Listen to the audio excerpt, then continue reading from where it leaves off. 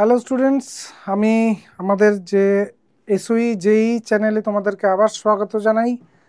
আর আমাদের আজকে এটা ফিজিক্সের 4th ক্লাস। আমরা এখানে মোশন ইন 2D পড়ব। এর আগে প্রথম আমরা মোশন পড়েছি, মোশন ইন 1D। তারপর আমরা ভেক্টর দুটো সেগমেন্টে পড়লাম, এবং এখানে কিন্তু মোশন আর ভেক্টর দুটোর ব্লেন্ডিং বলতে পারো। এই যে চ্যাপ্টারটা মোশন ইন আ প্লেন বা motion in a 2D, motion in 2D, এটা ব্লেন্ডিং অফ এই প্রিভিয়াস দুটো চ্যাপ্টার। একটা হচ্ছে মোশন আর আরেকটা হচ্ছে ভেক্টর। এখানে আমি ভেক্টরে যখন বারবার বলছিলাম যে ভেক্টর রেজলিউশনটা খুব দরকার, ভেক্টর রেজলিউশনটা খুব দরকার, আজকে বুঝতে পারবে যে ভেক্টর রেজলিউশনটা কতটা ইম্পর্টেন্ট। তো যদি আগের ভিডিওগুলো না দেখা থাকে, আমি রেকমেন্ড করব প্লিজ আগের ভিডিওগুলো দেখে তারপর আজকের ভিডিওটা দেখো, তাহলে কিন্তু কনসেপ্ট অনেক বেশি ভালো ক্লিয়ার হবে। ওকে, তো চলো শুরু করা যাক আজকের motion in a plane. Motion in a প্লেনে আমাদের মূলত 3 ধরনের প্রবলেম থাকে। প্রথমটা হচ্ছে রেইনম্যান প্রবলেম, আরেকটা হচ্ছে রিভারবোট প্রবলেম এবং প্রজেক্টাইল। এই 3 ধরনের প্রবলেম থাকে। এবার মোশন ইন প্লেন শুরু করার আগে একটা গুরুমন্ত্র ড্রিল করে মাথার মধ্যে ঢুকিয়ে নাও, যে ভার্টিক্যাল কোনো ফোর্স ভার্টিক্যাল অ্যাক্সিলারেশন প্রডিউস করে। সে ভার্টিক্যাল ভেলোসিটিকে চেঞ্জ করতে পারে। ভার্টিক্যাল ভেলোসিটি চেঞ্জের জন্য ভার্টিক্যাল ডিসপ্লেসমেন্ট হবে, বা ভার্টিক্যাল ভেলোসিটি থাকলেও ভার্টিক্যাল ডিসপ্লেসমেন্ট হবে। কিন্তু এই vertical force, vertical acceleration, vertical velocity এরা কোনোভাবেই হরাইজন্টাল মোশনকে অ্যাফেক্ট করতে পারে না। আমি এই পেনটাকে যদি ওপর দিকে ছুড়ে দিই, এই পেনটা আবার নিচে আসছে, তো আমার যে মোশন ফোর্সটা ছিল, এই ফোর্সটা ছিল ওপরের দিকে। এছাড়া গ্র্যাভিটি যে পুলটা করছে সেটা হচ্ছে নিচের দিকে। তো এই পুরোটাই ভার্টিক্যাল, মানে ওয়াই অ্যাক্সিস বরাবর। এই ভার্টিক্যাল ফোর্সের জন্য এই পেনটা 1 মিলিমিটারও সামনে এগোবে না। ওকে, vertical acceleration, velocity, force cannot contribute in horizontal motion. Similarly, horizontal velocity, velocity, acceleration বা ফোর্স কোনোভাবেই হরাইজন্টাল কোনো কিছুই ভার্টিক্যাল মোশন ক্রিয়েট করতে পারে না।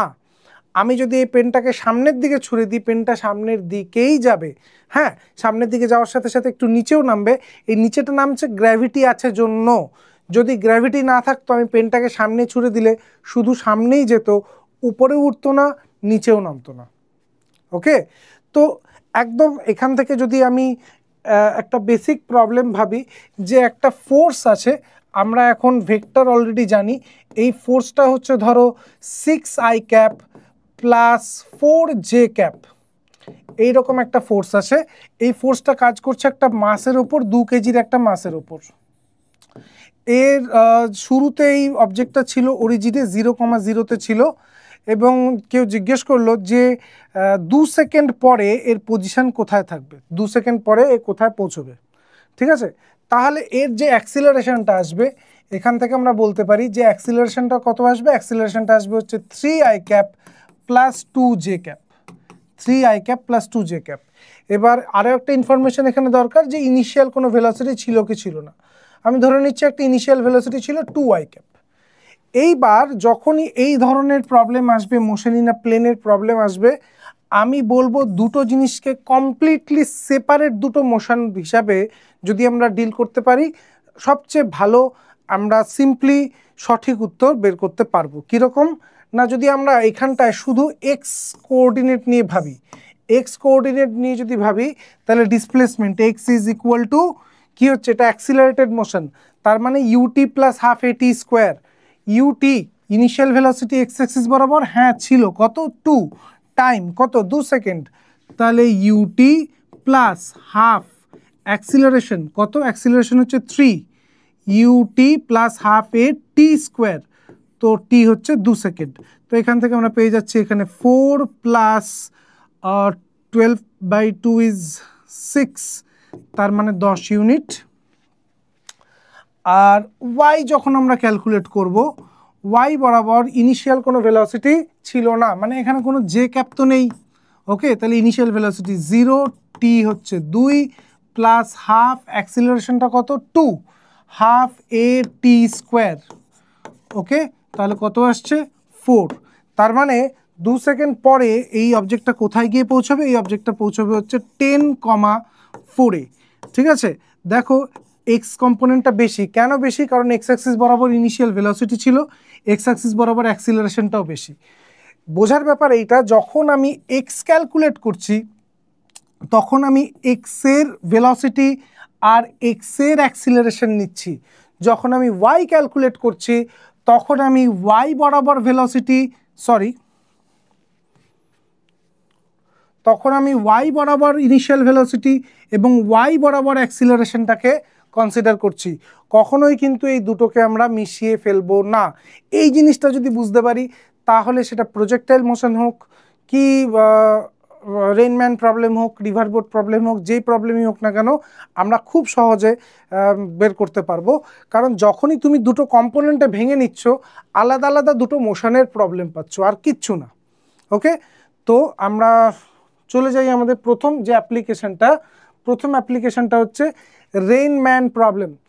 রেইনম্যান প্রবলেম মানে হচ্ছে velocity of rain with respect to man. তার মানে বৃষ্টি পড়ছে, এটাকে মানুষটা কিভাবে দেখবে? যে মানুষটা মুভ করছে। Velocity of rain with respect to man, relative velocity মানেই যে দেখছে, যাকে দেখছে মাইনাস যে দেখছে। এখানে কাকে দেখা হচ্ছে? রেইনকে দেখা হচ্ছে। কে দেখছে? ম্যান দেখছে। সেই জন্য velocity of rain minus velocity of man. Okay, তো এটা তো গেল ম্যাথমেটিক্যাল অ্যাপ্রোচ। আগে আমরা ফিজিক্সটা একটু বুঝি যে পিছনে ফিজিক্সটা কিভাবে কাজ করছে। এইখানটায় তুমি দেখতে পাচ্ছ যে এই লোকটা দাঁড়িয়ে আছে এই এ পয়েন্টের ঠিক নিচে। এ পয়েন্টের ঠিক নিচে দাঁড়িয়ে আছে লোকটা, এবং লোকটা সামনের দিকে মুভ করবে। সামনের দিকে যদি মুভ করে তাহলে এই যে গ্রিন কালারের বৃষ্টির ফোঁটাটা প্রথমে ওর মাথায় পড়লো, তারপরে ব্লুটা পড়ার কথা ছিল, কিন্তু যতক্ষণে ব্লুটা নিচে আসবে লোকটা এখান থেকে এখানে পৌঁছে গেছে। এখানে পৌঁছে যাওয়ার জন্য এই ফোঁটাটা ওর মাথায় পড়লো, এবং যতক্ষণে রেড এই লাইনটা এই লেভেলে আসবে ততক্ষণে লোকটা এইখানটায় পৌঁছে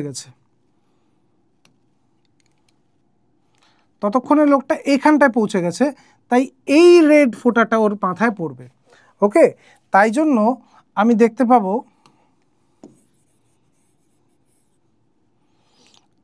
পাবো যে এই তিনটে ফোঁটা ওর মাথায় পড়ছে। তাই লোকটার কি মনে হবে? লোকটার মনে হবে বৃষ্টি এইভাবে পড়ছে, আর লোকটার এইভাবে বৃষ্টি পড়ছে মনে হলে ওর মনে হবে যে হাওয়াটা এইভাবে দিচ্ছে। এই জিনিসটা আমরা খুব প্রমিনেন্টলি বুঝতে পারি যদি কখনো বাইকে ট্রাভেল করো। তুমি বাইক চালাচ্ছ, সামনের দিকে তোমার মনে হবে বৃষ্টির ফোঁটাগুলো এইভাবে আসছে, মানে তোমার দিকে আসছে, অ্যাজ ইফ হাওয়াটা তোমার উল্টো দিকে আসছে।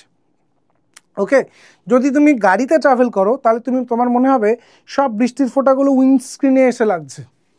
ঠিক আছে, গাড়িটা কোথাও সাইড করো, নামো, বা বাইকটা থামিয়ে নামো, দেখবে বেশিরভাগ সময় বৃষ্টি ভার্টিক্যালি পড়ছে। এমন নয় যে বৃষ্টির সাথে হাওয়া থাকতে পারে না, কিন্তু যে বৃষ্টিটা ভার্টিক্যালি পড়ছে, আমরা যখন নিজেরা মুভিং আমাদের মনে হয় যে বৃষ্টির ফোঁটাটা সামনের থেকে আমাদের দিকে আসছে, কারণ যে বৃষ্টির ফোঁটাটা আমার মাথার উপরে আছে আমি এক্সপেক্ট করছি যে সেই বৃষ্টির ফোঁটাটা আমার মাথায় পড়বে। কিন্তু যখন এই লেয়ারের বৃষ্টির ফোঁটাটা নিচে নামছে ততক্ষণে আমি খানিকটা এগিয়ে আসছি, ফলে যে বৃষ্টির ফোঁটাটা আমার মাথার ওপরে ছিল সে আমার পিছনে পড়ছে, আর যে বৃষ্টির ফোঁটাটা আমার মাথার সামনে ছিল আমি আস্তে আস্তে সে আমার মাথায় পড়লো। তো আমি তো নিজের মোশন কনসিডার করব না, আমি নিজের রেস্টে আছি, তো আমার মনে হবে যে বৃষ্টিটা অ্যাজ ইফ সামনে থেকে আমার দিকে পড়ছে। তো এবার যদি আমরা ম্যাথমেটিক্যাল অ্যাপ্রোচে আসি ফিজিক্সটা বোঝার পর, তাহলে বৃষ্টি পড়ছে এইভাবে, this is velocity of rain. Okay, লোকটা এইভাবে যাচ্ছে, this is velocity of man. এবার v r minus v m, that means v r plus negative v m, vector subtraction পড়েছি আমরা। তো v m will be opposite to, minus v m will be opposite to v m. তো v r plus minus v m, এইরকম law of triangle অনুযায়ী এই দুটো ভেক্টরের সাম আসবে এরকম। So this is VRM. প্রশ্ন আসে রিলেটিভ ভেলোসিটি কত হবে, প্রশ্ন আসতে পারে ছাতা কি অ্যাঙ্গেলে ধরতে হবে। তো আমরা প্রবলেমে অবশ্যই আসব, কিন্তু এই জন্য যে বৃষ্টিটা অ্যাকচুয়ালি ভার্টিক্যালি পড়ছে, যদি একটা মুভিং অবজারভার, একজন মুভিং অবজারভার এই বৃষ্টিটাকে দেখে, তার মনে হবে বৃষ্টিটা এইভাবে পড়ছে, এবং সেই জন্য সে ছাতাটাকে কিন্তু ভার্টিক্যালি ধরবে না, ভার্টিক্যালের সাথে একটা অ্যাঙ্গেল করে ধরবে, যেটা এইখানটায় তুমি দেখতে পাচ্ছ। সো এই যে ভার্টিক্যাল লাইনটা, this is your VR, velocity of rain. এইখানটায় দেখো লেখা আছে ভেলোসিটি অফ রেইন। এইটা হচ্ছে ভেলোসিটি অফ ম্যান, ওকে। আর এটা হচ্ছে ভিআরএম, যেভাবে ও ছাতাটা ধরে আছে। তো এখানটায় যদি আমি কনসিডার করি যে এই মানুষটা ভার্টিক্যালের সাথে থিটা অ্যাঙ্গেলে ছাতাটাকে ধরতে হচ্ছে, তাহলে এটা থিটা হলে এই অ্যাঙ্গেলটাও থিটা হবে। আর এখানে সিম্পল ট্রিগোনোমেট্রি থেকে বলা যায় যে tan theta is equal to VM by VR. এভাবে আমরা বের করে ফেলতে পারি যে ভার্টিক্যালের সাথে কত অ্যাঙ্গেলে ছাতাটাকে ইনক্লাইন করতে হবে, যাতে আমরা চলার সময় আমাদের নিজেদেরকে বৃষ্টির থেকে প্রিভেন্ট করতে পারি। তো তুমি নিজেও খেয়াল করবে, এরপরে যখন বৃষ্টিতে ছাতা নিয়ে যাচ্ছ, আমরা কিন্তু একদম সোজা ছাতাটাকে ধরি না, খানিকটা টিল্ট করে ধরি, এবং সেটা খুব কম, 5 ডিগ্রি 4 ডিগ্রি, কারণ হাঁটার সময় তো স্পিড খুব কম থাকে, তো সেই জন্য অ্যাঙ্গেলটা হয়তো খুব কম হয়, আমরা রিয়ালাইজ করি না। কিন্তু তুমি এর পরবর্তীতে যখন এরকম ছাতা নিয়ে হাঁটবে, তখন তুমি দেখবে তুমি ভার্টিক্যালি ছাতাটাকে ধরে নেই। হাঁটার সময়, আমি আবারও বলছি, হাঁটার সময় অতটা প্রমিনেন্টলি বোঝা যায় না, তার কারণ আমাদের ভেলোসিটি খুব কম থাকে, কিন্তু তাও টিল্ট করতে হয়। এই জিনিসটা প্রমিনেন্টলি বোঝা যায় যদি আমাদের ভেলোসিটি কোনো রকমে খানিকটা সিগনিফিক্যান্ট হয়, যদি আমরা বাইকে থাকি অথবা আমরা গাড়িতে থাকি, তাহলে আমরা বুঝতে পারবো যে বৃষ্টিটা কিন্তু, আমার মনে হচ্ছে বৃষ্টিটা এরকম টিল্টেডভাবে পড়ছে। তো এই কনসেপ্টের উপর বেস করে সিম্পল একটা অঙ্কে চলে যাচ্ছি। বলছে man is in a topless car with a speed of 18 kilometre per hour. সবার আগে 18 কিলোমিটার পার আওয়ারটাকে ধরে আমি মিটার পার সেকেন্ডে কনভার্ট করে দিই, তাহলে চলে আসলো হচ্ছে 5 metre per second. Okay, on a rainy, আচ্ছা এটা স্পেলিংটা একটু ভুল হয়েছে, on a rainy day, okay, to protect himself from rain he holds the umbrella at 60 degree to the vertical.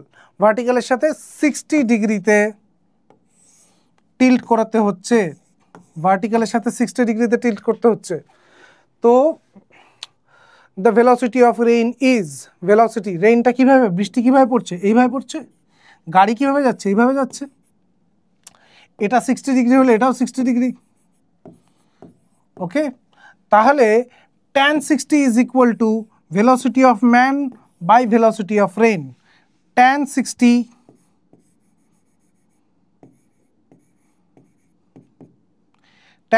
Is equal to velocity of man বা velocity of car, যা ইচ্ছা, এখানে গাড়িতে যাচ্ছে লোকটা, by velocity of rain. tan 60 is √3। Velocity of car, velocity of car কত, 5, আর velocity of rain আমাদেরকে বের করতে হবে। তো velocity of rain is equal to 5/√3 metre per second, 5/√3 metre per second. তো এইভাবে খুব সহজ অঙ্ক ছিল এটা, এই অঙ্কটা দেখে নাও।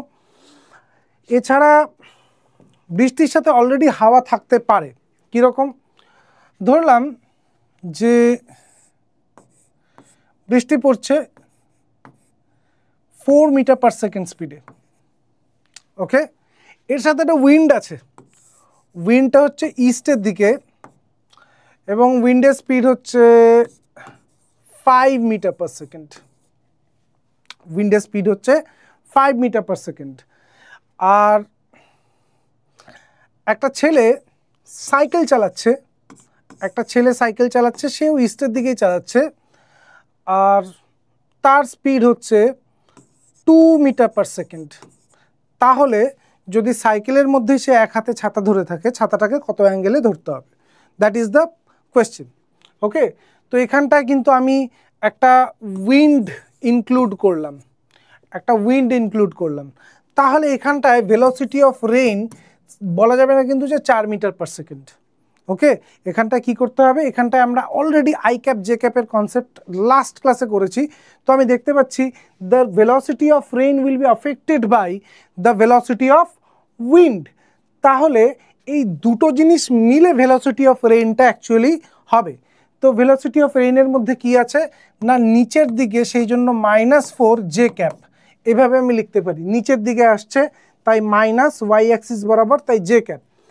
আর ডান দিকে ইস্ট যদি আমি ডান দিকে ধরে নিই, তাহলে এই দিকে একটা উইন্ড আছে, তাহলে +5 আই ক্যাপ, +5 আই ক্যাপ। তো এইভাবে আমি বলতে পারি যে this is velocity of rain. এবার velocity of boy is equal to 2 metre towards east. তো এটাও পজিটিভই হচ্ছে, কারণ ইস্টের দিক মানে ডান দিকে যাচ্ছে ছেলেটি। এবার velocity of rain with respect to boy কি করতে হবে, রেনের থেকে বয়টাকে সাবট্রাক্ট করতে হবে। ভেলোসিটি সাবট্রাক্ট করলে কি পড়ে থাকবে, -4 জে ক্যাপ -3 আই ক্যাপ। ওকে, তো দেখতে কীরকম হবে এই জিনিসটা, -4 -3,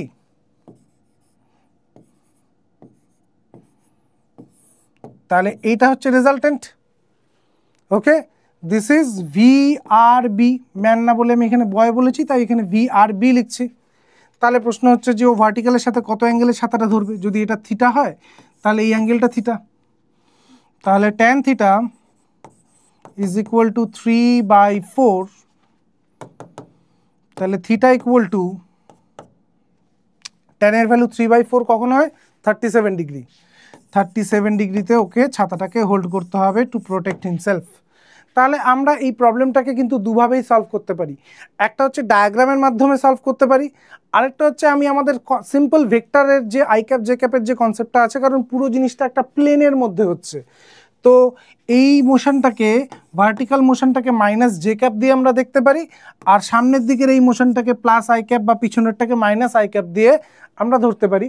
তো তোমাদের যদি ভালো মনে হয় তো তোমরা এই অ্যাপ্রোচটাতে যেতে পারো। এক্ষেত্রে সুবিধাটা হচ্ছে যদি সঙ্গে উইন্ড থাকে সেটাকেও খুব সহজে ডিল করা যাবে, আর যদি মনে করো যে না সিম্পল ট্রিগোনোমেট্রি ইউজ করে এই মেথডটা তোমাদের ইজি লাগছে, তো তোমরা এটাও করতে পারো। কিন্তু এতে প্রবলেম হচ্ছে যদি উইন্ড ইনক্লুডেড থাকে, যদিও আমি এখনও WBJEতে উইন্ড দিয়ে রেইনম্যান প্রবলেম এখনও দেখিনি, কিন্তু আসতেই পারে ইন নিয়ার ফিউচার। যদি এটা সহজ মনে হয় ট্রিগোনোমেট্রি অ্যাপ্লাই করে, তো এইটাও দেখতে পারো। এর পরের যে আমাদের টাইপটার সেটা হচ্ছে river boat problem. River boat প্রবলেমে একটা বোট এ পয়েন্টে আছে, এ পয়েন্ট থেকে সে অপোজিট ব্যাঙ্কে মানে অপোজিট কি বলবো নদীর তীরে অন্য তীরটায় যেতে চায়, অপোজিট ব্যাঙ্কে যেতে চায়। তো সে যদি সোজাভাবে চালায় নৌকোটা, তার ভেলোসিটি হচ্ছে, বোটের ভেলোসিটি হচ্ছে v, রিভার কারেন্ট হচ্ছে u, তাহলে সে বিতে না পৌঁছে, যদিও বি এর দিকে মুখ করে চালাচ্ছে, ও সিতে পৌঁছবে। কেন সিতে পৌঁছবে, তার কারণটা খুব সহজ, ও যতক্ষণে এইভাবে এগোচ্ছে ততক্ষণ ধরে তো ইউ আছে। এবার শুরুতে কি বললাম, শুরুতে বললাম যে এক্স বরাবর কোনো ভেলোসিটি ওয়াই বরাবর কোনো ডিসপ্লেসমেন্টকে অ্যাফেক্ট করতে পারে না, বা ওয়াই বরাবর কোনো ভেলোসিটি এক্স বরাবর কোনো ডিসপ্লেসমেন্টকে অ্যাফেক্ট করতে পারে না। তো আমি যে ভেলোসিটিটা দিচ্ছি সেটা ওয়াই অ্যাক্সিস বরাবর ভেলোসিটি, আমি ওয়াই অ্যাক্সিস বরাবর ডিসপ্লেসমেন্ট পাবো, অর্থাৎ আমি নদীর এই পারে আছি, আমি নদীর ওই পারে পৌঁছে যাব।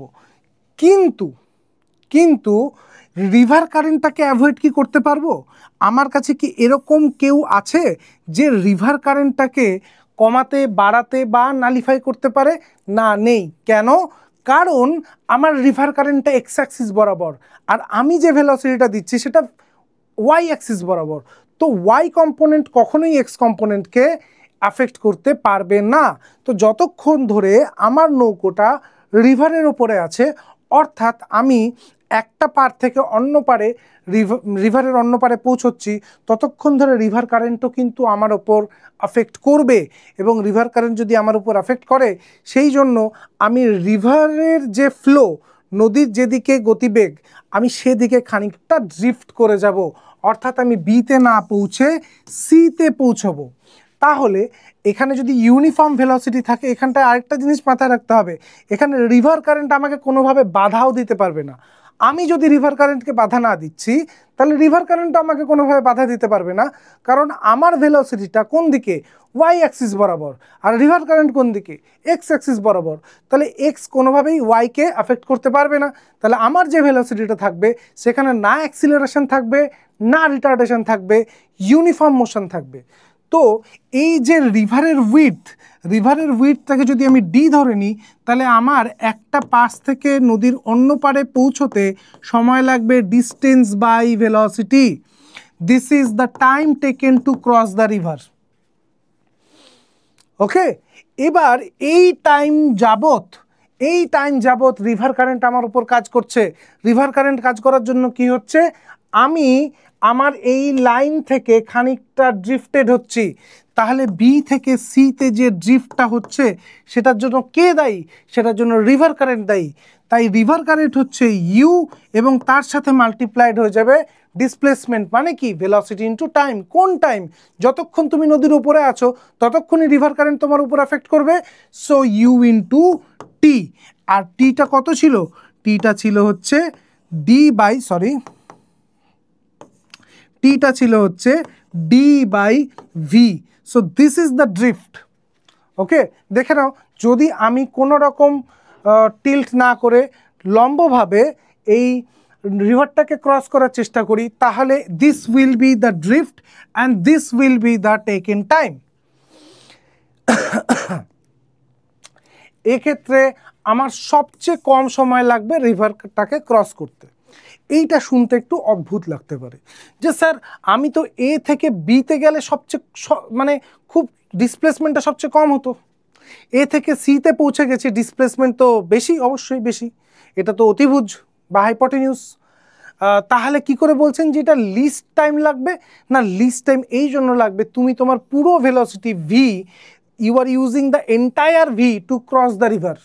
পরবর্তীতে দেখব, যখন আমরা এ থেকে বিতে পৌঁছবো, সিতে না গিয়ে বিতে পৌঁছবো, তখন আমরা পুরো ভেলোসিটিটা ইউজই করতে পারি না। এক্ষেত্রে আমরা পুরো ভেলোসিটিটা ইউজ করছি, তাই জন্য আমাদের কিন্তু সবচেয়ে কম সময় লাগবে। হয়তো আমাদের ডিসপ্লেসমেন্টটা বেশি হয়ে গেছে, কিন্তু স্পিডটা বেশি, মাথায় রাখতে হবে। স্পিড আমি আমার ম্যাক্সিমাম স্পিড এখানে ইউজ করতে পারি, তাই লিস্ট টাইমে আমি অপোজিট ব্যাংকে পৌঁছে যেতে পারবো।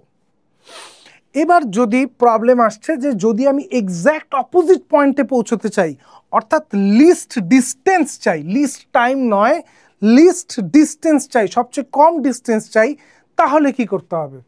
তাহলে এই জায়গাটায় দেখো,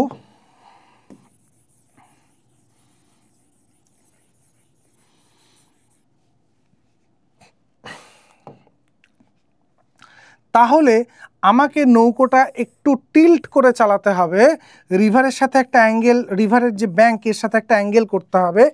তাহলে এই যে ভেলোসিটি হবে ভি, সেটার দুটো কম্পোনেন্ট আসবে, যেদিকে থিটা থাকে সেটা আমরা জানি, সেটা হয় কস থিটা, তাহলে এটা ভি কস থিটা। আর এই দিকের যে কম্পোনেন্টটা, এটা আর এখন ভি থাকবে না, it will be v sine theta.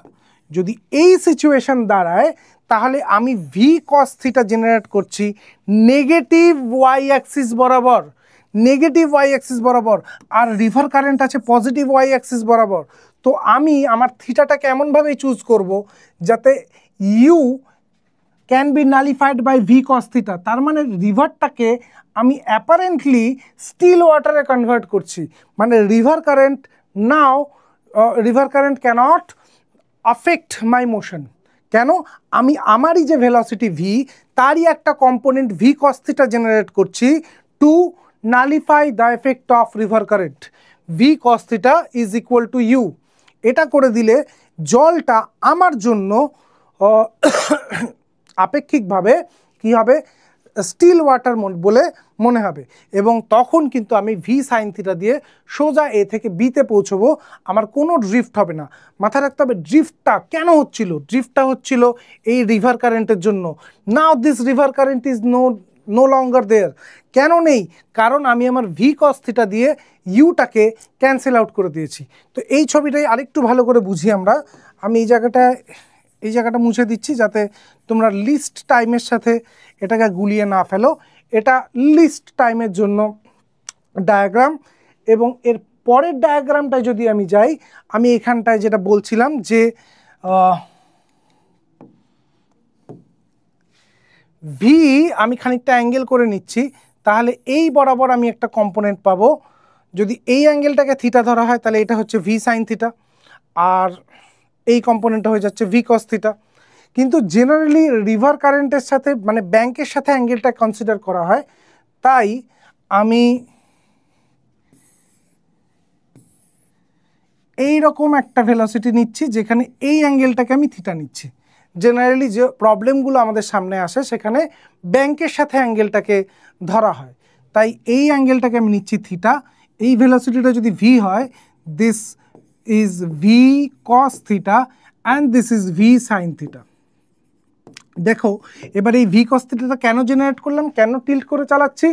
কারণ আমি চাই যে রিভার কারেন্টটা আমার মোশনকে অ্যাফেক্ট না করুক। তো আমি এই থিটাটাকে এমনভাবেই চুজ করব যাতে ভি কস থিটা আর ইউ সমান হয়। তো প্রথম ইকুয়েশন আমরা লিখব V cos theta is equal to U. V cos theta negative X axis বরাবর আর ইউ পজিটিভ এক্স অ্যাক্সিস বরাবর। এরা দুজন যদি সমান হয় তাহলে এরা একে অন্যের এফেক্টকে নষ্ট করে দেবে।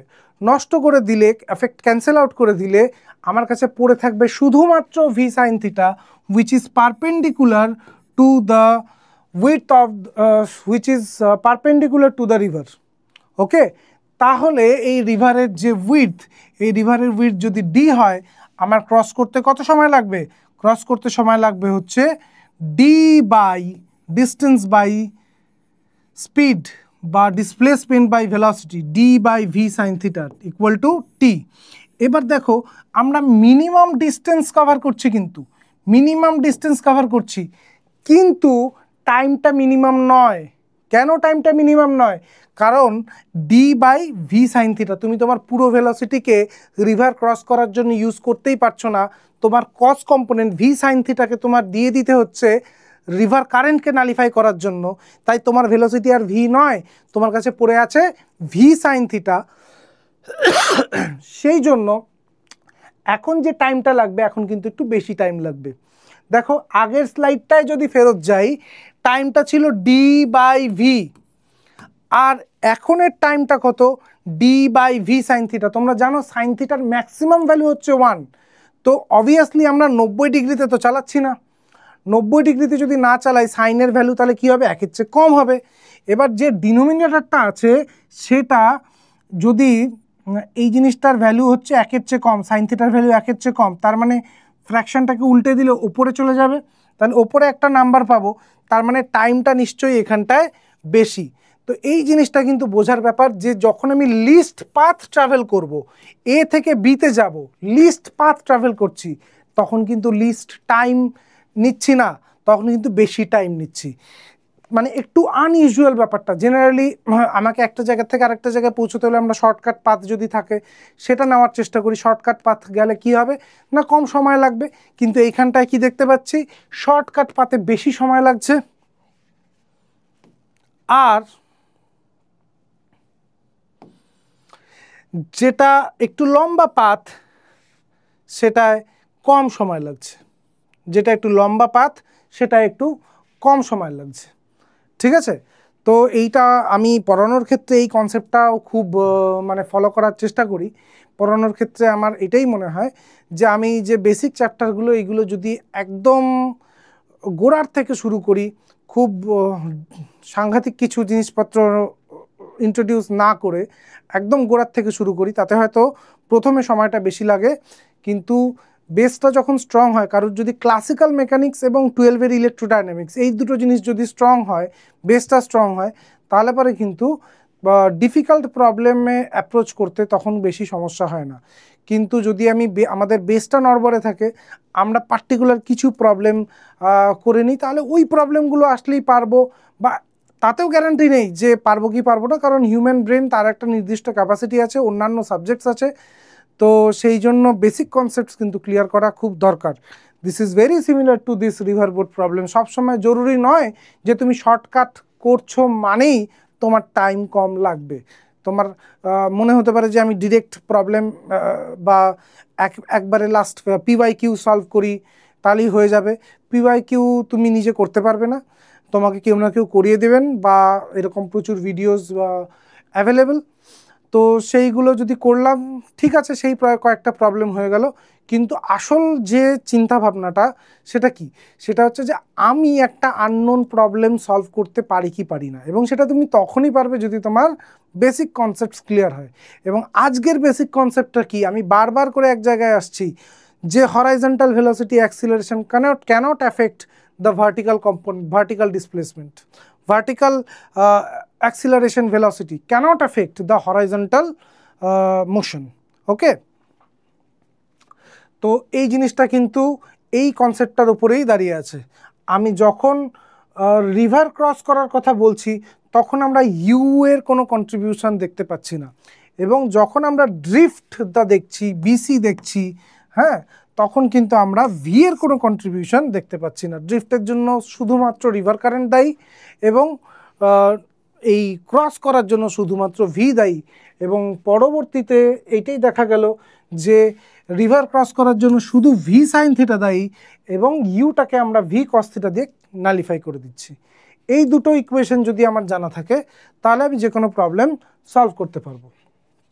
প্রবলেমটা পড়ে আগে বুঝতে হবে যে লিস্ট টাইম বের করতে হবে না লিস্ট পাথ বের করতে হবে।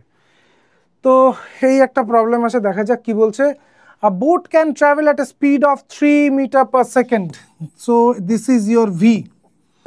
Okay, on still water, a boatman wants to cross a river. Will it covering the shortest possible distance. Shortest possible distance.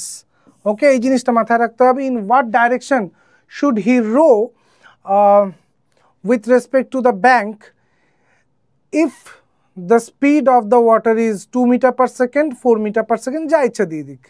তো যখন শর্টেস্ট পাথ বলে দিচ্ছে, মানে এক্স্যাক্ট অপোজিট পয়েন্টে পৌঁছতে হবে, তার মানে কি ছিল?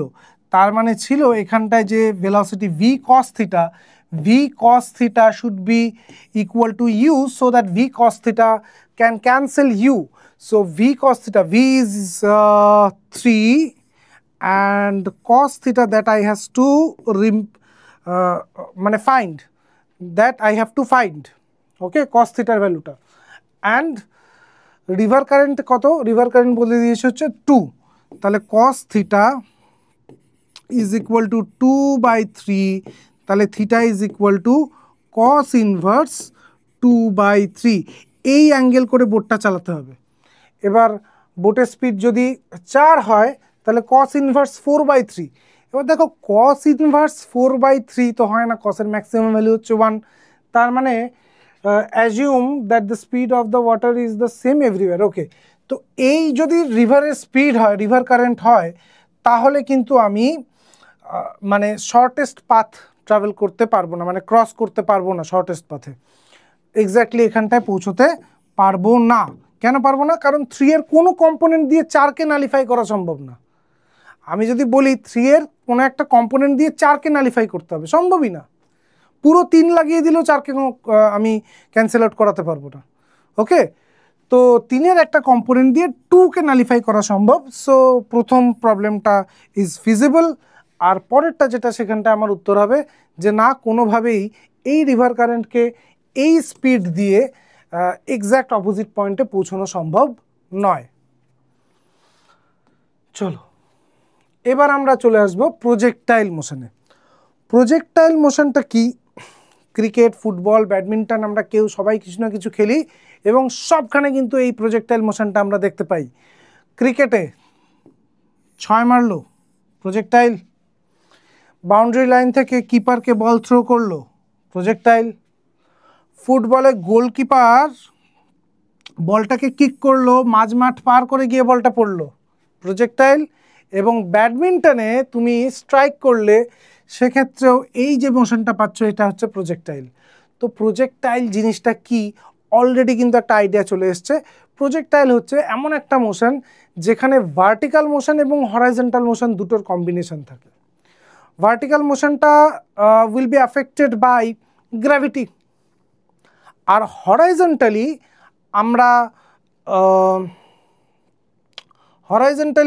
আমরা কিছু না কিছু একটা ভেলোসিটি থ্রো করছি, মানে আমরা প্রোভাইড করছি। যদি এই পজিশনটার কথা দেখি তাহলে এখান থেকে ধরো একটা ফিল্ডার থিটা অ্যাঙ্গেলে বলটাকে থ্রো করলো, বলটাকে থ্রো করলে এই ইউ এর দুটো কম্পোনেন্ট থাকবে, একটা হচ্ছে ইউ সাইন থিটা যে ওপরে ওঠাচ্ছে বলটাকে, এবং আরেকটা হচ্ছে ইউ কস থিটা যে বলটাকে এগিয়ে নিয়ে যাচ্ছে। ওকে, তো u sine theta is the vertical component এবং এখানে জি নিচের দিকে কাজ করছে, যে কোনো জায়গায় অ্যাক্সিলারেশন ডিউ টু গ্র্যাভিটি থাকবে। তো এই u sine theta is a retarded, মানে ইটস আ ভেলোসিটি, যে ভেলোসিটিটা কিন্তু আস্তে আস্তে কমছে due to the retardation g. Okay, কারণ অ্যাক্সিলারেশন ডিউ টু গ্র্যাভিটি নিচের দিকে কাজ করছে, ইউ সাইন থিটা উপরের দিকে যাচ্ছে। এবার যেতে যেতে যেতে যেতে কী হয়, উপরে এইভাবে যদি আমি একটা জিনিসকে উপরে থ্রো করি তাহলে কি হয়, একটা পয়েন্টে গিয়ে ভেলোসিটিটা জিরো হয়, জিরো হয়ে তারপরে নিচে নামে। তো আমি এই জিনিসটা এখানে দেখতে পাচ্ছি, প্রজেক্টাইলটা ওপরে উঠেছে, ওপরে উঠে আবার নিচে নামছে। ঠিক আছে, তাহলে এই একটা মোশন আছে, ভার্টিক্যাল মোশন, অ্যাজ ইফ এই জিনিসটাকে ইউ সাইন থিটাতে ছুড়ে দেওয়া হয়েছে, জি নিচের দিকে কাজ করছে, তাই এটা একটা পয়েন্ট অবধি, সার্টেন পয়েন্ট অবধি ওপরে উঠবে, আবার নিচের দিকে পড়বে। এইবার যদি এই মোশনটাকে এখান থেকে, মানে স্ক্রিনের বাঁ দিক থেকে একটা স্ট্যান্ড ফ্যান লাগিয়ে হাওয়া দেওয়া হয়, ধরো একটা পেপারকে আমি এরকম মোড়ক করে এভাবে ছুঁড়ে দিয়েছি, তাহলে এই হবে এই ভেলোসিটির জন্য ওপরে উঠবে, জি এর জন্য ভেলোসিটি কমতে কমতে টপমোস্ট পয়েন্টে জিরো হবে এবং সেখান থেকে নামবে। এবারে এই পুরো জিনিসটার আগে যদি আমি এখান থেকে একটা স্ট্যান্ড ফ্যান দিয়ে এখান থেকে হাওয়া দিচ্ছি, তাহলে কি হবে, তাহলে এই জিনিসটা এই রকমভাবে পড়বে। কেন না, যতক্ষণ ধরে হাওয়ায় আছে ততক্ষণ ধরে এই একটা ফ্যান একে সামনের দিকে এগিয়ে নিয়ে যাচ্ছে এবং এই স্পিডটা হচ্ছে, ফ্যান যে স্পিডটা ওকে প্রোভাইড করছে সেই স্পিডটাই হচ্ছে, আমি বলছি ইউ কস থিটা, এই কম্পোনেন্টটা ইউ কস থিটার জন্য ও এগিয়ে যাচ্ছে। তাহলে এই দুটো মোশনের জন্য মিশিয়ে আমি যে জিনিসটা পাচ্ছি তারই নাম হচ্ছে প্রজেক্টাইল মোশন। এখানটায় সম্পূর্ণ জিনিসটা ফর্মুলেট করা আছে। দেখো, এই যে মোশনটা দেখতে পাচ্ছ হরাইজন্টাল মোশনটা, এটা হচ্ছে ইউ কস থিটা, এবং আমরা জেনারেলি ক্লাস 11-এ এয়ার ফ্রিকশন তো কনসিডার করি না, কয়েকটা স্পেশাল কেস ছাড়া। ভিসকোসিটি চ্যাপ্টারে হয়তো আমরা কিছু প্রবলেম করব যেখানে এয়ার ড্র্যাগ কনসিডার করা হয়, বাকি ক্লাসিক্যাল মেকানিক্সে কিন্তু আমরা এয়ার ফ্রিকশন কনসিডার করি না।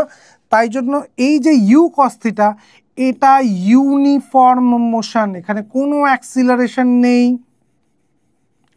কোনো রিটার্ডেশন নেই, ইউনিফর্ম মোশন। এবং এই যে মোশনটা ইউ সাইন থিটা, এটা হচ্ছে ইউনিফর্ম রিটার্ডেড মোশন, কারণ এখানটায় জি কাজ করছে এবং জি কনস্ট্যান্ট, তাই ইউনিফর্ম রিটার্ডেড মোশন।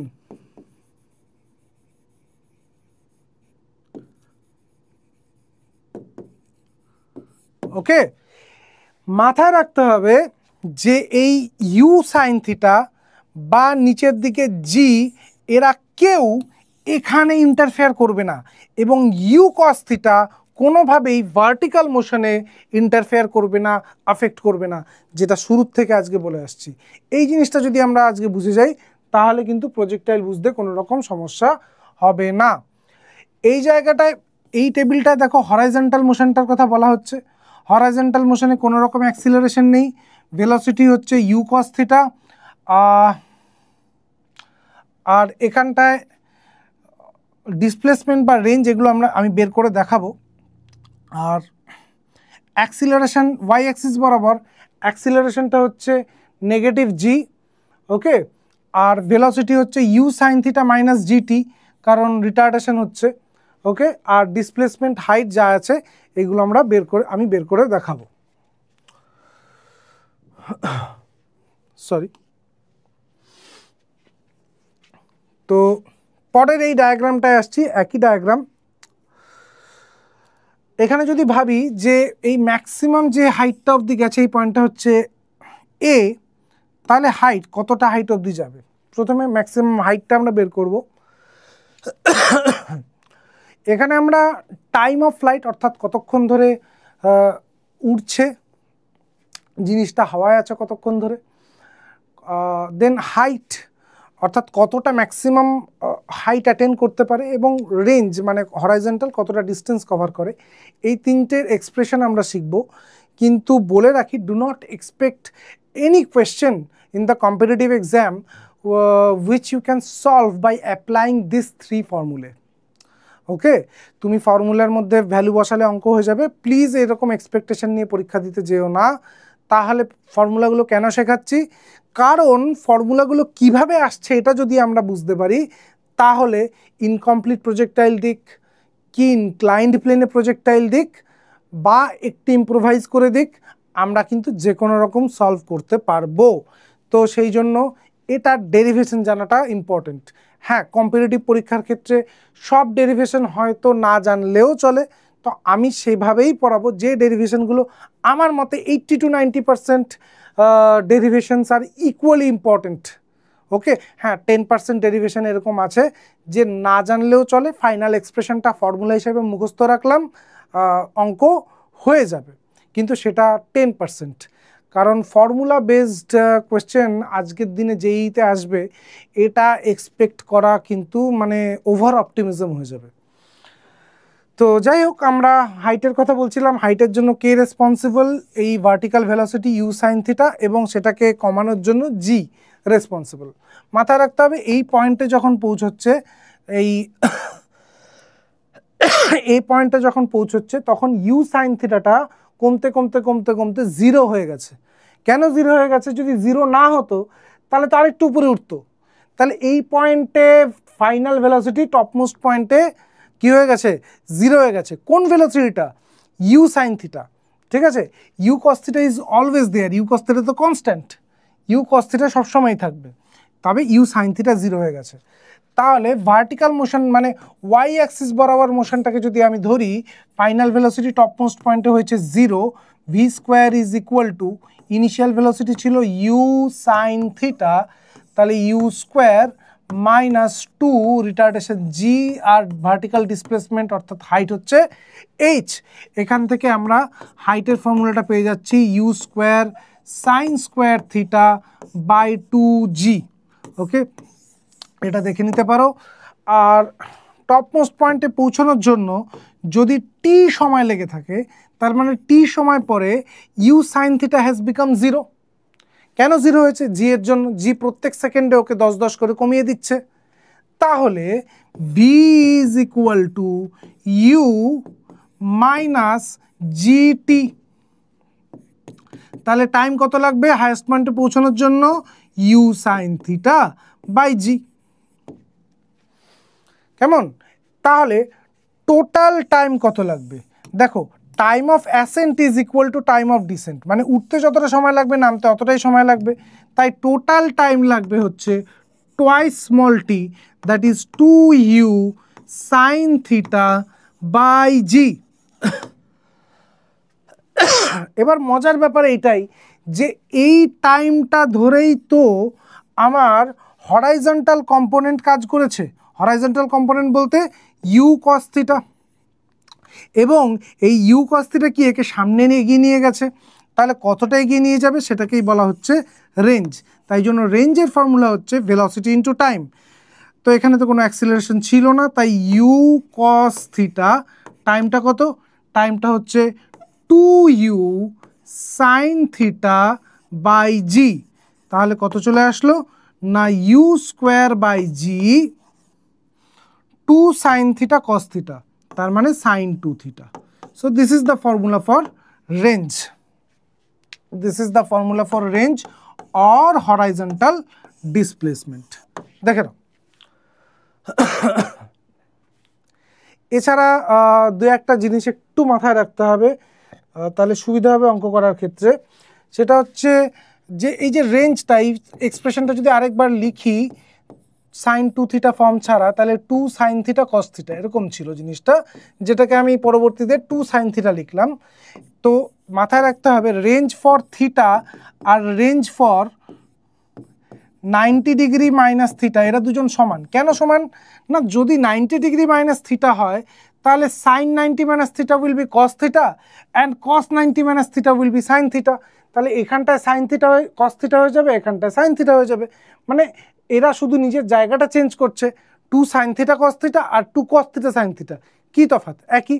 তার মানে যদি এরকম কোনো প্রজেক্টাইল হয় যে 30 ডিগ্রিতে থ্রো করা হলো আর 60 ডিগ্রিতে থ্রো করা হলো, ওকে, তাহলে আমরা কিন্তু সেম রেঞ্জ পাবো।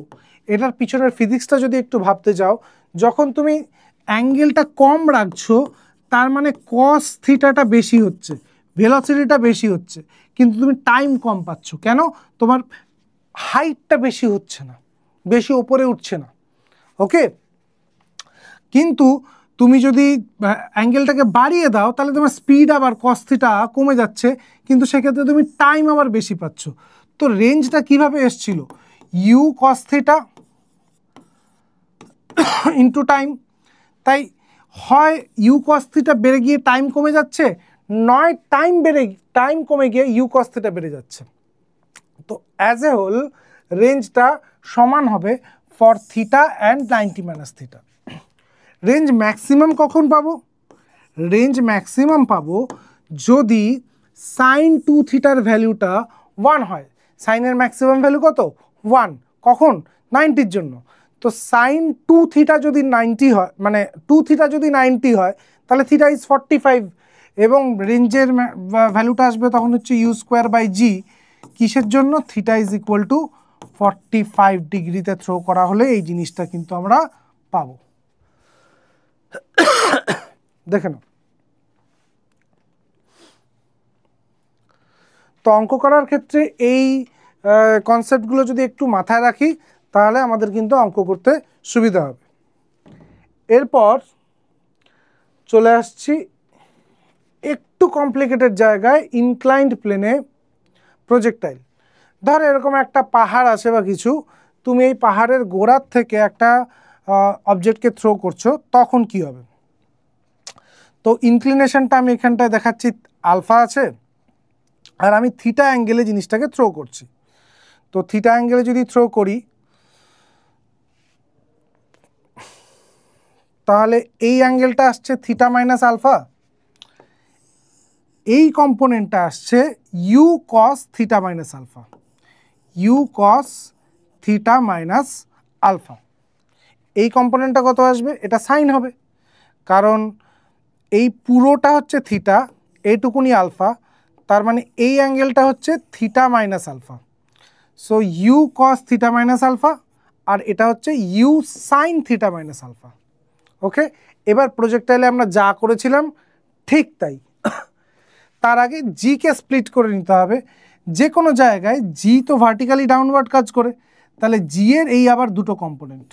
দেখো যদি এই অ্যাঙ্গেলটা আলফা হয় তাহলে এটা 90 degree minus alpha, 90 degree minus alpha, তাহলে এই অ্যাঙ্গেলটা আলফা, তাহলে এটা কত হচ্ছে? এটা হচ্ছে জি কস আলফা, আর এইদিকে কি থাকছে? জি সাইন আলফা, ওকে। তাহলে এখন একটাই পরিবর্তন হলো, সেটা হচ্ছে এই যে কস কম্পোনেন্ট যেটা ছিল রেঞ্জের জন্য, সেটা আগে ছিল ইউনিফর্ম মোশন, ভেলোসিটি চেঞ্জ হচ্ছিল না, কিন্তু এখন জি সাইন আলফার জন্য এই রেঞ্জটায় আমি বলতে পারবো না যে হরাইজন্টাল মোশনটা ইউনিফর্ম মোশন, এটা এখন রিটার্ডেড মোশন। আচ্ছা, তাহলে যদি আমি এখানে টাইমের কথাটা ভাবি যে কত টাইম নেবে, কত টাইম নিচ্ছে, যদি এখান থেকে শুরু করে দেখো একই লেভেলে এসে পৌঁছচ্ছে। তাহলে এই প্লেনটার রেসপেক্টে ভার্টিক্যাল কোনো ডিসপ্লেসমেন্ট হচ্ছে না, এই প্লেনটার রেসপেক্টে যেখানে ছিল সেখানে এসেই পড়ছে, সেই লেভেলে এসেই পড়ছে এই প্লেনটার রেসপেক্টে, ইনক্লাইন প্লেনটার রেসপেক্টে। তাহলে টোটাল টাইম হচ্ছে, যদি ক্যাপিটাল টি হয়, টোটাল টাইম পরে ভার্টিক্যাল ডিসপ্লেসমেন্ট হচ্ছে 0। ভার্টিক্যাল কম্পোনেন্ট কি ভেলোসিটির, এই যে U sine theta minus alpha, আর রিটার্ডেশন যেটা আছে, রিটার্ডেশন হচ্ছে G cos alpha, G cos alpha. তাহলে S is equal to UT, U sine theta minus alpha T minus half A T square, A হচ্ছে G cos alpha, G cos alpha টি square. Okay, G cos alpha টি square. তাহলে U sine theta minus alpha t is equal to half g cos alpha T square. এই t আর এই টি কেটে দিলাম, তাহলে কিন্তু total টাইমটা আমরা ফাইন্ড করতে পারছি। U sine theta minus alpha, এই টুটা চলে যাচ্ছে ওপরে, আর নিচে কি থাকলো, জি কস আলফা। তো this is the time you take for a complete projectile in an inclined plane. Okay, আর রেঞ্জ কতটা রেঞ্জ হবে, এবার রেঞ্জটাও কিন্তু retarded motion, UT minus half GT square. তাহলে ইউ হরাইজন্টাল ভেলোসিটি কত, U cos theta minus alpha into T, পুরো time, T কোত্থেকে পাবো, এই যে T, minus half A T square, এই বরাবর রিটার্ডেশনটা কত, G sine alpha, G sine alpha টি স্কোয়ার। ওকে, তো এখানে টাইমের ভ্যালুটা বসিয়ে দিলেই রেঞ্জ পাওয়া যাবে। টাইমের ভ্যালুটা বসিয়ে একটা এক্সপ্রেশন অবশ্যই আসবে, আমি সাজেস্ট করব যে সেই এক্সপ্রেশন মুখস্থ করার দরকার নেই, কারণ এক্সপ্রেশনটা একটা বড়সড় এক্সপ্রেশন আসবে। বেটার আমরা যদি টাইমটা এই ফর্মুলাটা দিয়ে বের করে নিই, তারপর যদি টাইম 2 সেকেন্ড 3 সেকেন্ড যাই আসুক, সেটাকে যদি আমি এখানটায় পুট করি, ক্যালকুলেশনটাও অনেক ইজি হবে এবং আমাকে বেশ বড়সড় কোনো ফর্মুলা মুখস্থ করতে হবে না। ওকে, তো এই গেল ইনক্লাইন প্লেনের প্রজেক্টাইল। এবার এর উপর একটা প্রবলেম আছে, দেখা যাক এখানটায় উল্টো দিয়েছি যে ডাউন দ্য লাইন, এরকম ডাউন দ্য প্রজেক্টাইল এরকম একটা কিছু থ্রো করা হয়েছে, 90 ডিগ্রিতে থ্রো করা হয়েছে। তো এই অ্যাঙ্গেলটা যদি 30 হয়, তাহলে এই অ্যাঙ্গেলটাও 30, সরি এই অ্যাঙ্গেলটাও 30, পুরোটা যদি 90 ডিগ্রি হয় তাহলে আলফা হচ্ছে গিয়ে 60 ডিগ্রি।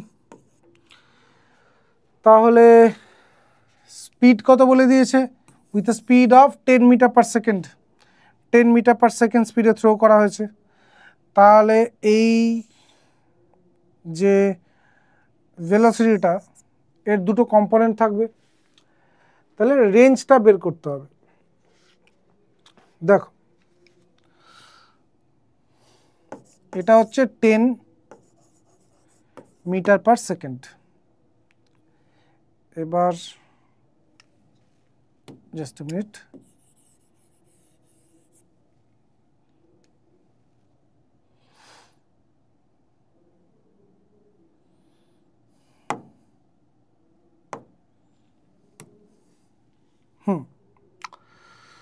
তো এর যদি দুটো কম্পোনেন্ট ভাবি,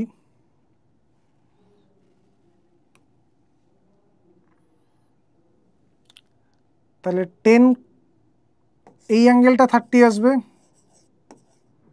না, এটা 30 বলা আছে, তাহলে এই অ্যাঙ্গেলটা আসছে 60, 60 হলে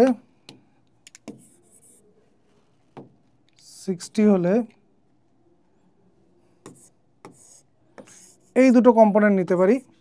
এটা যদি 10 হয়, এটা হচ্ছে 10 cos 60, cos 60 ভ্যালু হচ্ছে হাফ, তার মানে এইদিকে হরাইজন্টাল যে ভেলোসিটিটা আছে এটা হচ্ছে 5, আর এদিকে থাকবে একটা 10 sin 60, 10 sin 60 হচ্ছে √3/2। তো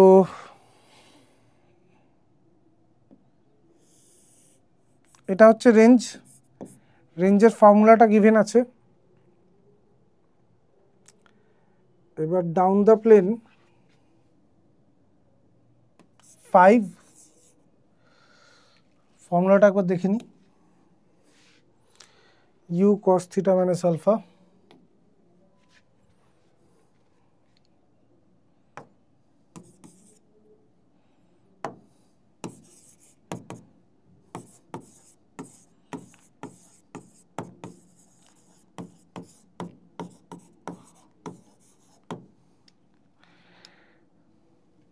টাইমটা তো বের করতেই পারবো, -12 g cos theta g sin alpha t square, g sin alpha t square, sin alpha t square। এবার তার আগে টাইমটা বের করে নাও। টাইমটা কত আছে? টাইমটা হচ্ছে 2 sin theta minus alpha g cos alpha, 2u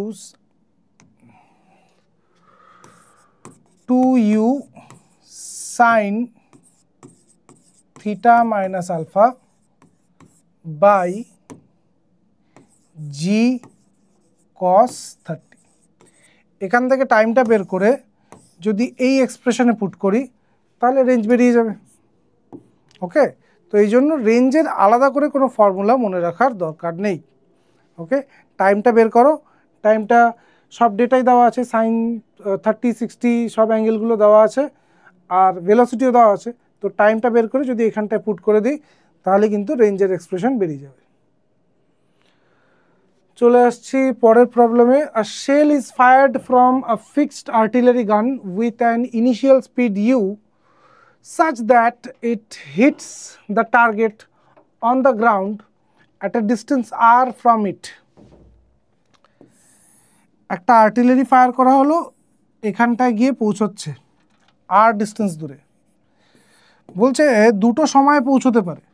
if t1 and t2 are the values of the time taken by it to hit the target in two possible ways। two possible ways বলতে আমরা একটু আগে শিখলাম same range can be attained if you throw it at an angle theta or 90 minus theta।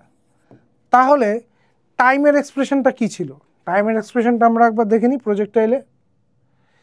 টাইমের এক্সপ্রেশনটা ছিল 2u sin theta by g, 2u sin theta by g।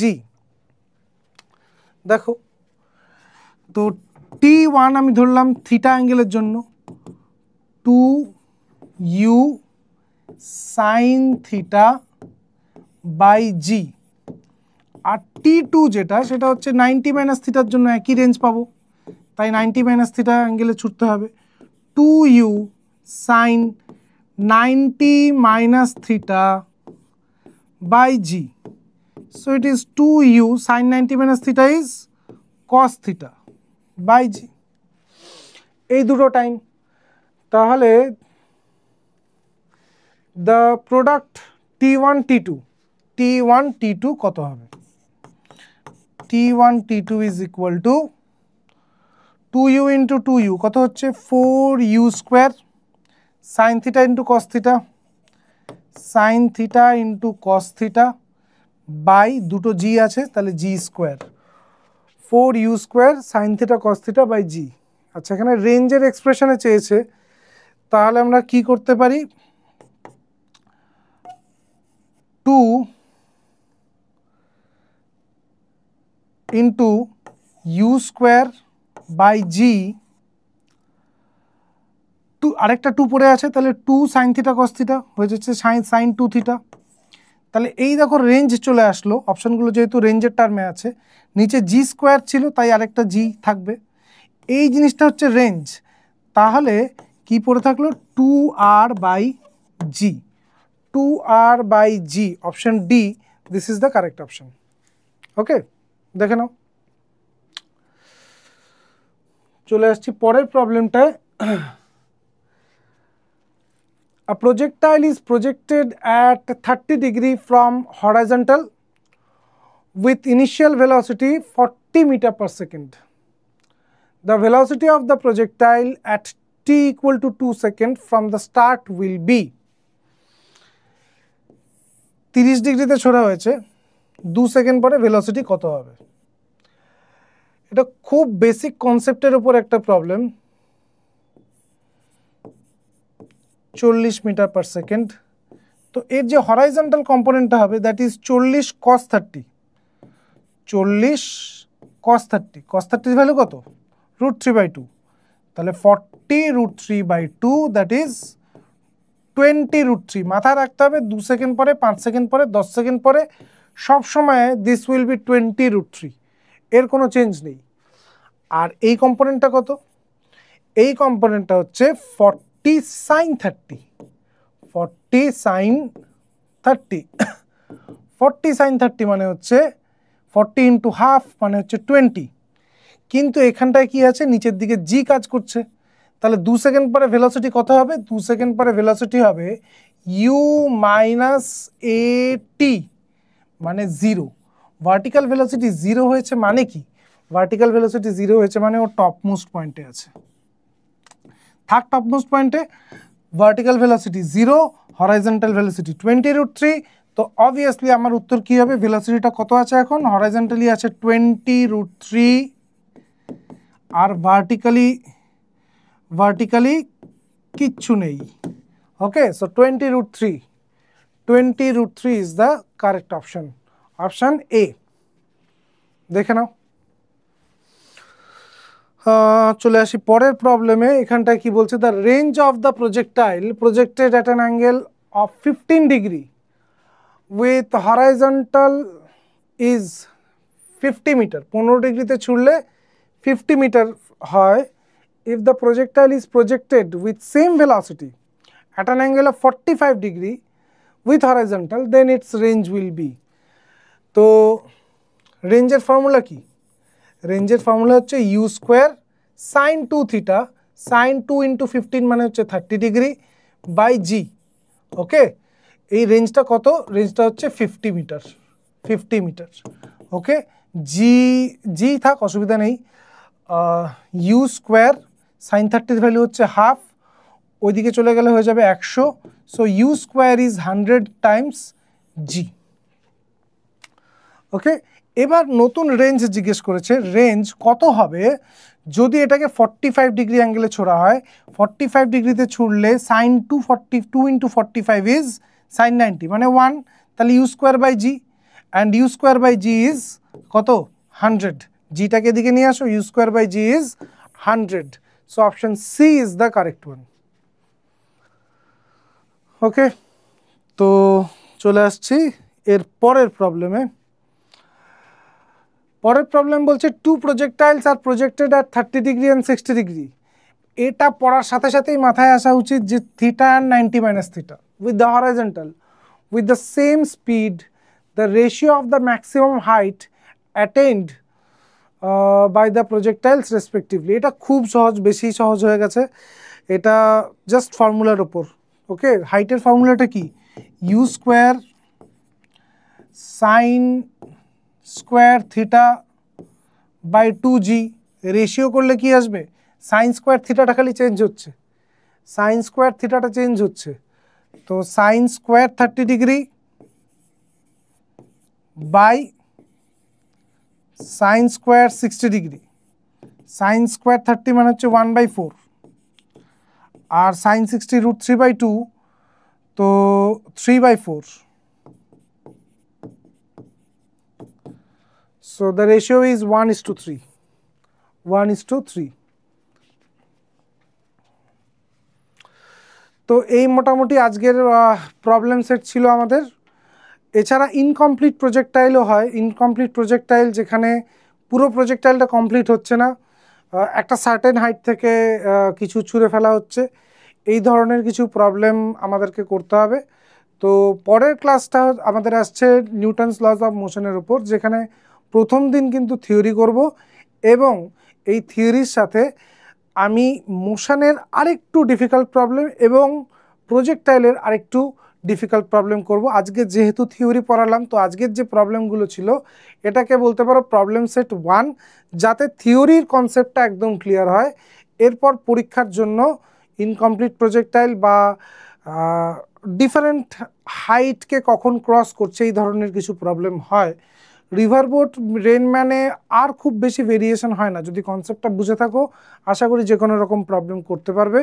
হ্যাঁ, মোশনে আমরা sufficient problem, অবশ্যই টাইম লিমিটের জন্য সাফিসিয়েন্ট প্রবলেম করানো সম্ভব হয়নি, আর কিছু টাইপ হয় সেটা আমি ইনক্লুড করার চেষ্টা করব। এবং প্রজেক্টাইলের অবশ্যই কিন্তু প্রবলেম পরের দিন কিছু থাকবে ক্লাসে, এবং আমরা লজ অফ মোশনের থিওরি পার্টটা মোটামুটিভাবে কমপ্লিট করব।